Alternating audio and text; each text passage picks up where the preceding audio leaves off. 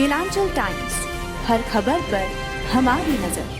बिहार में तीसरे चरण का नगर निकाय की तैयारी जोरों पर है। आपको बता दें कि बिहार में कई ऐसे नगर निगम, नगर परिषद, नगर पंचायत में चुनाव होना बाकी है। इसी कड़ी में बांका नगर परिषद के भावी नगर परिषद के अध्यक्ष पद के प्रत्याशी गुड्डू यादव से खास बातचीत हुई।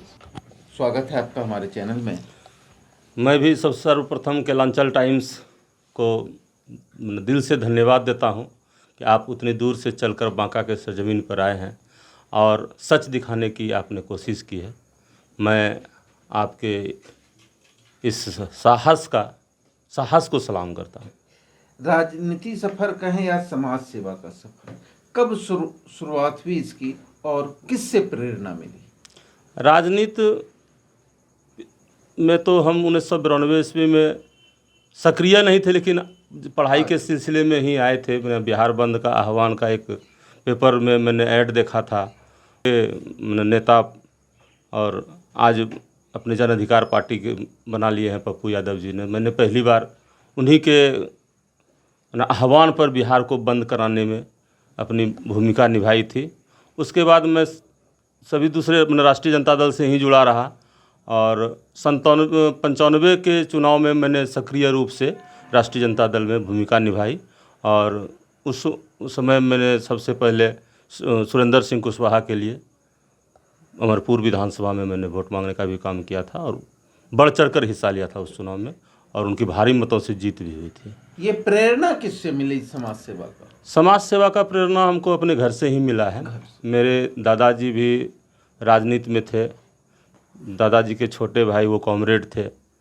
पिताजी मेरे समाजवादी रहे हैं, कर्पूरी ठाकुर सब जिसे लोगों के साथ उनका संपर्क था, बैठना उठना था और वो राजनीति में थे पिताजी, इसलिए वहाँ से ही समाज सेवा का हमको लगन है। और मानव सेवा को मैं सबसे बड़ा धर्म मानता हूँ। किसी भी धर्म से ऊपर मानव का सेवा, इंसानियत और इंसान का सम्मान, मानवता का सबसे बड़ा जो अवरोध है कि धर्म और धर्म के पंथ, वैसे लोगों पर मैं हाथ भी नहीं जाता हूँ। मेरा मानना है कि मानव सेवा, मानव से बढ़कर कोई धर्म नहीं, मानवता से बड़ा कोई धर्म नहीं, मानव सेवा से बड़ा कोई धर्म नहीं। इसके बाद अभी नगर निकाय का चुनाव, बांका में चर्चा का दौर लगातार जारी है कि गुड्डू यादव नगर परिषद से सभापति के उम्मीदवार होंगे।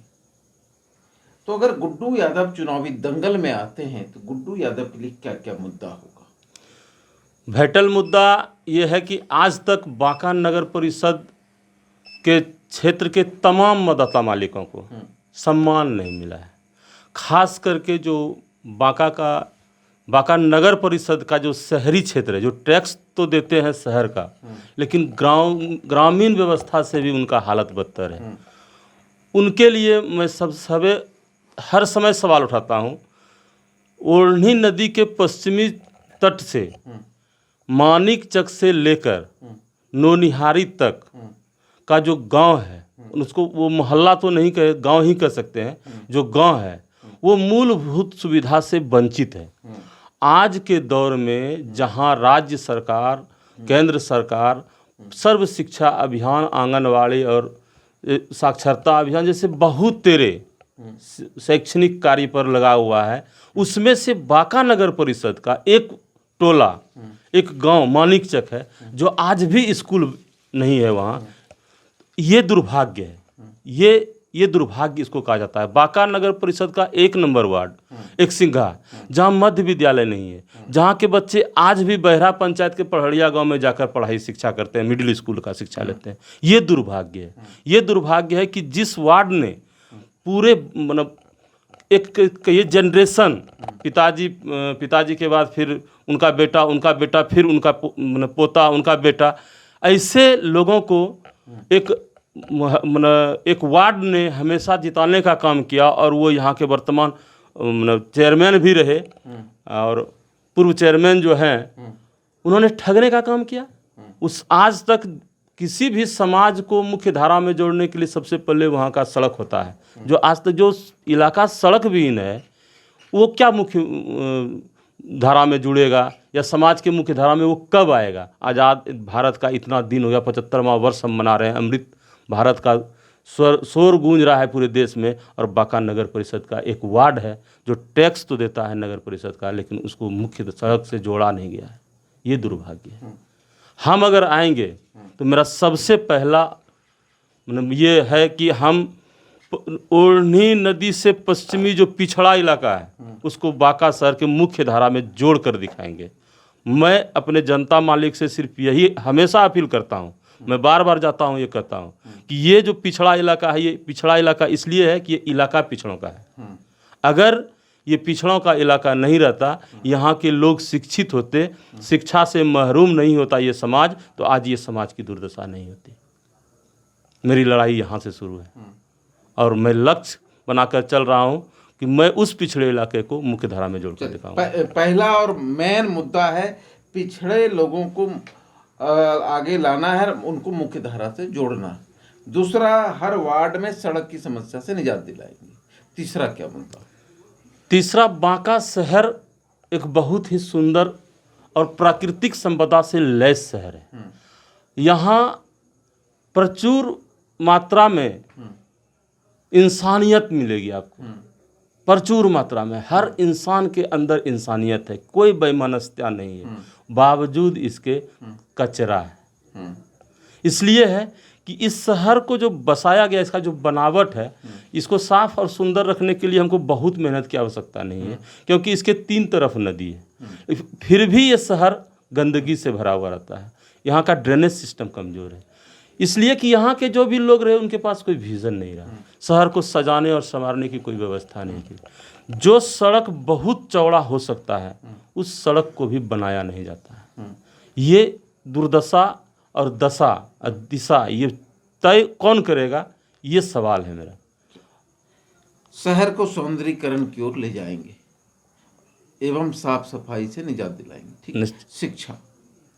शिक्षा तो मैंने बताया ही आपको कि ये सबसे बड़ा मुद्दा है। और जब जिस टोला में विद्यालय विहीन है, भवन ही नहीं है, विद्यालय ही नहीं है, भवन दिलाएंगे, वहाँ इस सुंदर व्यवस्था, अच्छी व्यवस्था करने की कोशिश। शिक्षा के क्षेत्र में बांका नगर परिषद को और आगे कैसे ले जाया जाए, इस पर हम लोग गहन चिंतन कर रहे हैं। स्वास्थ्य की व्यवस्था वैसे ही चरमर है। आज बांका गांधी चौक पर जो पुराना हॉस्पिटल था, जो सदर हॉस्पिटल जिसको हम लोग उस समय कहते थे, आज वो अनुमंडलीय अस्पताल है, लेकिन वो बंद है। उसको चालू होने की आवश्यकता थी। मैंने अपने जनता मालिक से ये वादा किया है कि मैं अगर ये चुनाव जीत जाऊंगा तो पुनः अनुमंडलीय हॉस्पिटल को चालू करवा दूंगा। चलिए, बड़ी बात है। इसके अलावा अगर हम बात करें, आपने सार्वजनिक हित की बात की, शहर की, कुछ व्यक्तिगत लाभ भी जनता को चाहिए होते हैं, जैसे आवास, पेंशन, राशन कार्ड इत्यादि। ऐसे जो लोग जिनको नहीं मिल पाए, उन्हें दिलाने की दिशा में कैसे पहल करें? सबसे पहले तो ये किसी भी व्यक्ति का अधिकार है। आवास योजना की बात हुई, वृद्धा पेंशन हो, विधवा पेंशन हो, ये सारी जो सुविधाएं सरकार द्वारा संचालित है, इसके लिए कोई भी जो जनप्रतिनिधि है, ये जनप्रतिनिधि जनता चुनती है, इसलिए है कि आप उनका कोई भी जो काम है वो कार्यालय में रुके नहीं, वह काम हो जाए। तो ये तो इतने दिनों से जब चल रहा था तो ये तो हो जाना चाहिए था, लेकिन ये बहुत बड़ी बात है।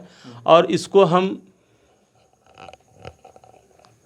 इस तरीके से करेंगे कि समाज में एक बार लोग कहेगा कि नहीं मेरा, ये कोई कहने वाला नहीं होगा कि मेरा नहीं हुआ। मैं डोर टू डोर इसको कैंपेनिंग अपने से, खुद से, अगर मैं जीत जाऊंगा तो वार्ड के हर एक महल, गांव-गांव और गली गली में हर एक घर में जाकर मैं स्वयं उसको देखूंगा और मैं स्वयं उसको करवाने का काम करूंगा। बहुत अच्छी बात आपने बहुत सारे मुद्दे गिनाए, बहुत सारे बात की जनता के लिए। मैं ये उसी मुद्दे को फिर से एक बार संक्षिप्त में बता दें, जो काम की 5 सेकंड में अब 10 काम गिना दें। स्वास्थ्य, शिक्षा, सौंदर्यीकरण, स्वच्छता और बांका को शिक्षित और शिक्षा के क्षेत्र में और आगे बढ़ाना। बांका को सुंदर और स्वच्छ नगर परिषद बनाना मेरी पहली प्राथमिकताओं में से एक होगा। शिक्षा ऐसी शिक्षा नगर परिषद क्षेत्र में बच्चे को मिलेगी कि बच्चे खुश हों और बच्चे आगे बढ़े, बच्चे ही हमारे नगर परिषद का भविष्य बनेंगे।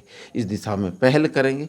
साफ सफाई हो या सड़क नाला जहाँ नहीं बन पाया है वहाँ बनाने की पुरजोर कोशिश करेंगे एवं व्यक्तिगत हित की जो बात है आवास, पेंशन, राशन कार्ड इत्यादि वो भी एक प्रक्रिया के तहत लोगों को दिलाने की कोशिश करेंगे और लगातार जनता के हित की बात नगर परिषद में उठाते रहेंगे और जनता से जुड़े रहेंगे। अगर जनता का आशीर्वाद गुड्डू यादव को मिला तो धन्यवाद। अरे ये कब भैया ऐसे वीडियो देखे जा रहे हो? तनिका सब्सक्राइब कर लो और हाँ घंटा का बटन जरूर दबाना, तब हमारे वीडियो का नोटिफिकेशन सबसे पहले मिलेगा। यहाँ वहाँ का देखा तो हम तो क्या ही कहते हैं, जल्दी दबाओ।